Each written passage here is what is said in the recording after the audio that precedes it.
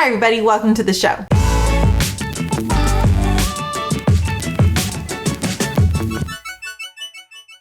Hello everyone, welcome back to our channel. My name is Amanda. This is Raising A to Z. It is a YouTube channel all about homeschooling, and today I'm doing a Q&A. I asked you guys a couple weeks ago to send in your questions that you've had for us, everything about our family and homeschooling and all those kinds of things, and you guys sent in some great questions. So after looking at all the questions, I came to the decision that I think we need to split this up. So what was going to be one video is now going to be a two-parter. So this week we're going to tackle some really big questions, and a lot of them are about the pandemic, and that's what we're going to do. And then next week we will tackle another set of questions, and they were all sent in by you. If at the end of all this you still have more questions, you might want to check out one of the amazing resources that are out there for homeschooling, like this one, How to Start Homeschooling When You Have No Idea Where to Start, written by me. And it is a fantastic how-to guide to get you started in homeschooling, so at least you kind of have some idea of what to do. And if that doesn't have everything you're looking for, or you have a very specific question about us or our family, you can always drop us a comment below and I'll happily answer it, or you can send me a DM on Instagram or Facebook. So let's jump into some of these questions that you guys sent us. Our first question is, do you think pandemic homeschoolers, or people who started homeschooling just because it was a pandemic, do you think that they will continue homeschooling once everything goes back to normal? This is a very popular question. We've got a lot of people who ask something along these lines. And I think you're gonna see a bit of both. You're definitely gonna have a group of people who started homeschooling because their kids could not handle the online aspect of distance learning, and I don't blame them. The distance learning is a whole thing in itself. You're definitely gonna see a group of those people who, now that regular school is an option, it is a safe option, and that they can send their kids back easily, you're gonna see a group of them go back for sure, because they were never into homeschooling long term. And I think you can see that based on some of the Facebook groups and stuff, support groups that we were in. A lot of those parents who I think will go back were the ones who were very closely trying to stick to the curriculum. Very, like, they were here to basically get their kids through this year and through maybe one more year, and that's it. Like, they're in it just to get to normal, and then they're going to be out. So yeah, you're going to see some people go back. But I also have seen a huge amount of people who started homeschooling because of the pandemic and have discovered the freedom of it. And I find these were the people, not to like put judgments, but there was definitely a group of people who said, as soon as things went online, we're done, we're going to do this until things go back to normal. And I find those are the people who are going to go back. There's a second group where I've seen a lot of them, they didn't start homeschooling, they tried the online, they tried the distance learning, they tried sending their kids to school, and then they're home and school and homeschool. And I feel like those people who have now come around to homeschooling and have now tried it, I find a lot of them are, they've had some time because they've watched what's happening in their classrooms, because they've been there. They've been able to sit behind their kids and see what's happening in a classroom. They've been able to see some of the dynamics that are going on. They've been able to see what the curriculum is about. They've been able to see what kind of activities and what constitutes learning. And I think some of them are really unimpressed. I know I've heard a parent say, like, the kids are studying rocks and the teacher told them to go outside and pick up a rock and look at it. Is that what they're doing in the classroom? And it's raising a lot of questions about what's going on in schools. I've also had some parents who have like said, every time my kid goes online and they want to answer a question, the teacher says, anybody but so-and-so. Anybody want to answer this question, just not this person or that person, or I'm going to mute you now. Like, and it's kind of these things where you're like, my kid's a really bright kid and they're not being challenged. They're not being allowed to give answers because they're so interested. They're not like and it's not that it's the teacher's fault. The teacher has 30 kids on a screen, but they're seeing different dynamics that they're just not happy about. And so you're seeing these people shift to homeschooling, often a little bit later than the first group, and they have shifted over and they've started to discover the freedom of it. They've discovered the ability to have a shorter day with their kids academically. They've had to discover the freedom of being able to teach what they want and what is interesting for their kids.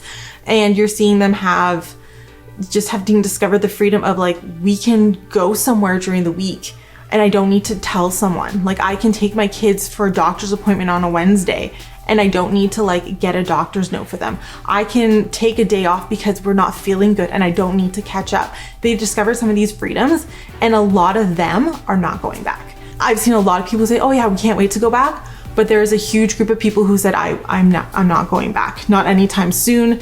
We are in this for the long haul now that we've seen what's happened because of online learning and what we're seeing from the teachers and from the curriculum and from the expectations of our kids.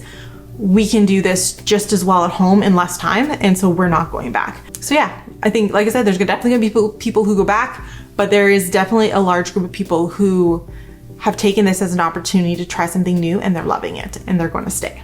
The next one, this was an interesting question because I've seen stuff like this floating around Facebook groups recently, and I think I know where it's coming from because there's this vibe that's coming off of parents who are new to homeschooling and who haven't been doing it long term. And I think I know where it's coming from. So I'm hoping I get this question right. The question was, do you think homeschooling in Ontario specifically, but could be widened to Canada, do you think that is in a legally precarious situation? Do you think, and like adding into this, do you think that we will be not allowed to homeschool our kids in the future? Are we going to have to, like, is it going to be voted out in the next election? Like, what do you see happening with homeschooling in Ontario and like on a bigger scale, Canada? So first off, I want to say that homeschooling is legal in all provinces of Canada.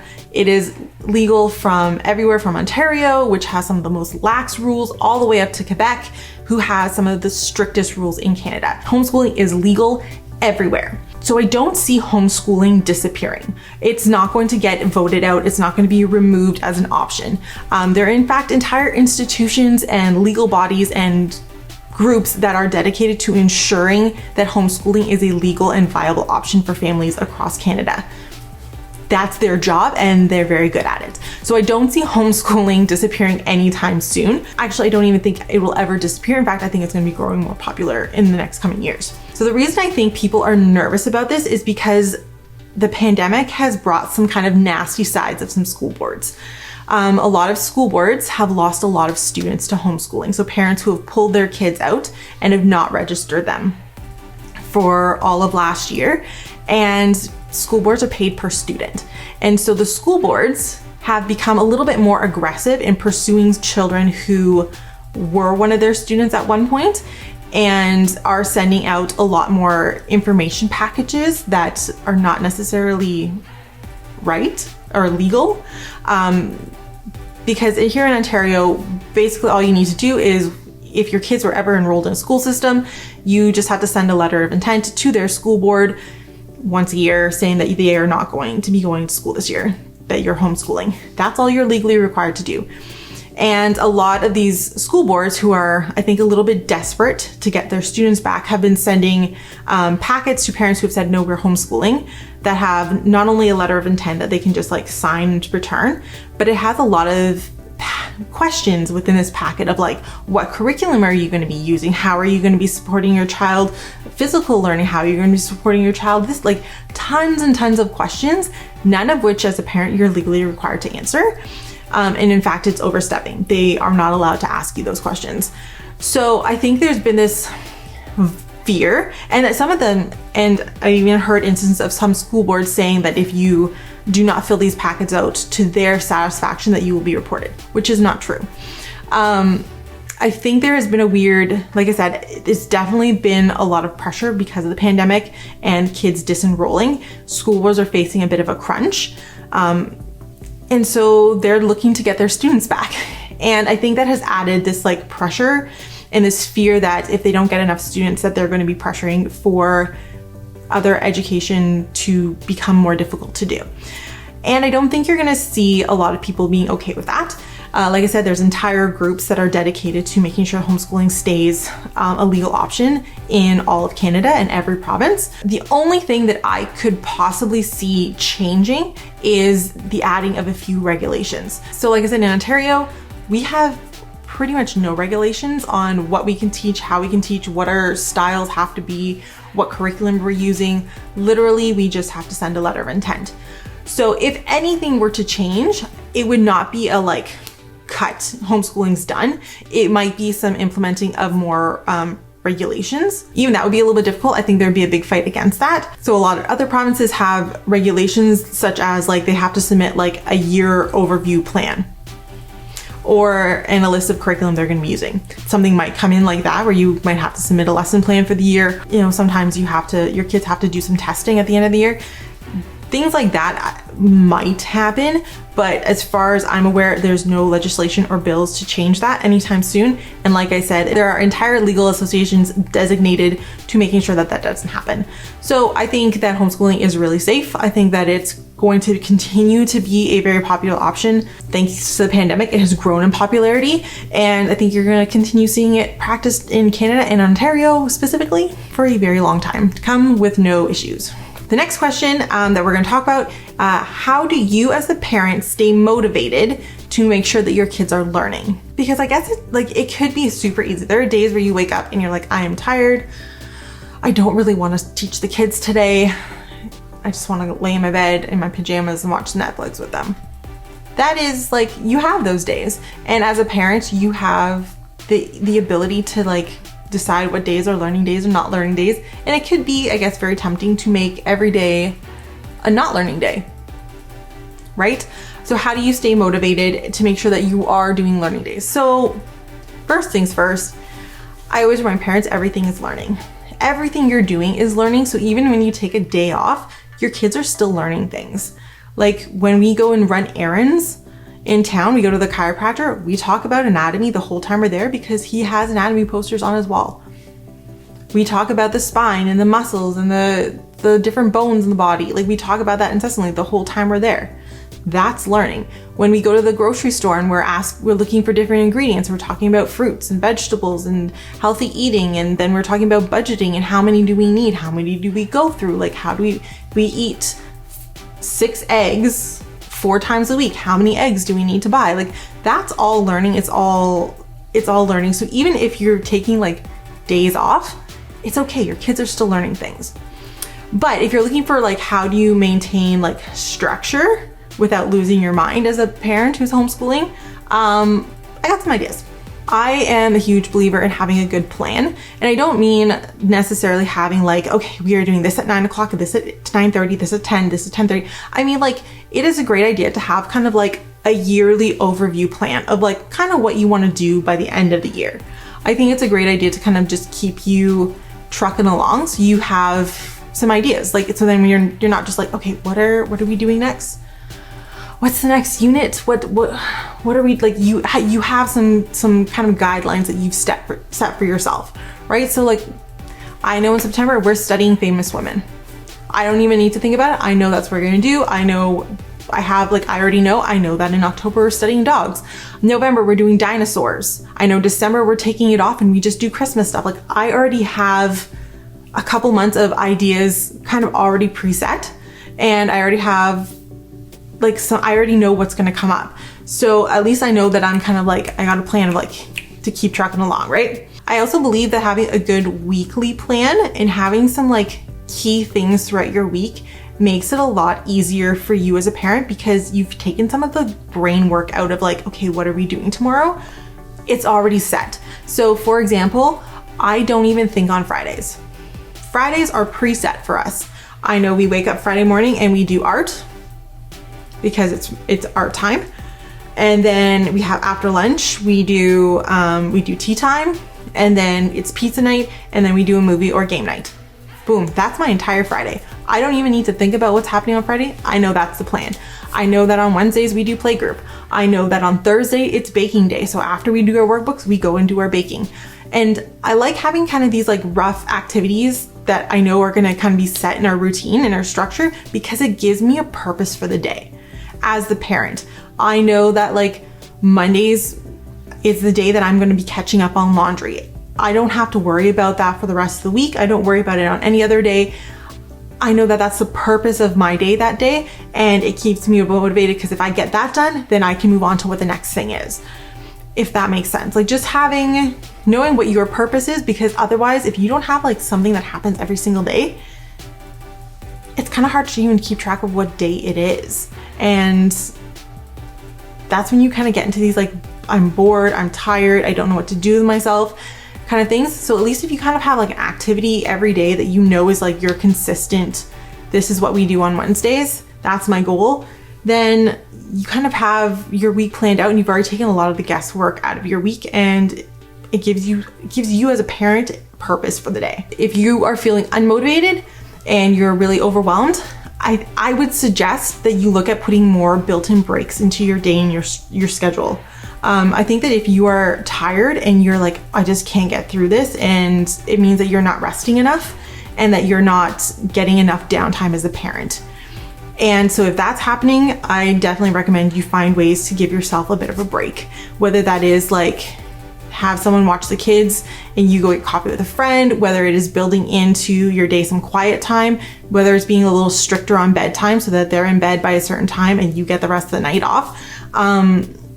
Sometimes you just have to change it up and make sure that you're taking care of yourself and that you're getting the rest and the mental break that you need as well. And lastly, I'm going to do this one quickly because it is going to become a whole video on its own because it is such a massive question.